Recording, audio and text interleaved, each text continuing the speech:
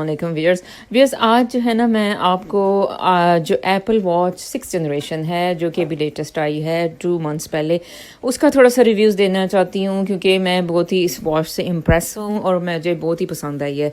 अच्छा, तो इसमें ये है कि चलें इसके ये जो फीचर्स आपको नज़र आ रहे हैं, स्टेप्स काउंटिंग, टोटल डिस्टेंस, ये वो आप जैसे इसको अब आप पहने रखते हो तो ये रोज़ाना जो है ना वो आपके स्टेप्स बता देती है। चलें ये तो ठीक है कि फ़िटनेस के लिए, और नॉर्मली जो है ना नॉर्मल हेल्दी पर्सन जो है, हेल्दी और एक्टिव जो पर्सन है उसको तकरीबन 10,000 स्टेप्स एवरीडे लेने चाहिए। ठीक है जी। अब इसमें देखें ये हार्ट रेट भी मॉनिटर करती है। अभी थोड़ा सा मैं ज़रा रनिंग करके आई तो ये इसमें थोड़ा सा हार्ट रेट जो था वो ज़रा ज़्यादा आ रहा था। तो अच्छा, इसका जो मोस्ट इम्पॉर्टेंट फीचर है ना वो है इसकी जो इन्होंने डाला इसमें SpO2 या जो ब्लड ऑक्सीजन कंसनट्रेशन है वो मॉनिटरिंग।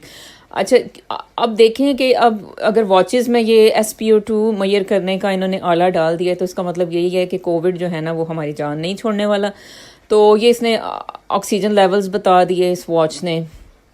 ये देखें ये मॉनिटर कर रही है और आपको साथ साथ आप अपने ऑक्सीजन लेवल्स चेक कर सकते हो।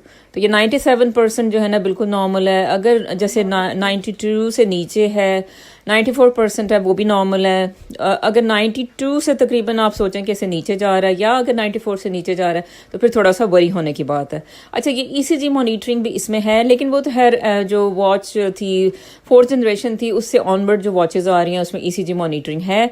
नॉर्मल रिदम ये आपका बता देती हैं एंड में कि ये साइनस रिदम है। ठीक है, साइनस रिदम जो होता है वो नॉर्मल रिदम होता है, लेकिन अगर AFib हो तो वो भी बता देती है।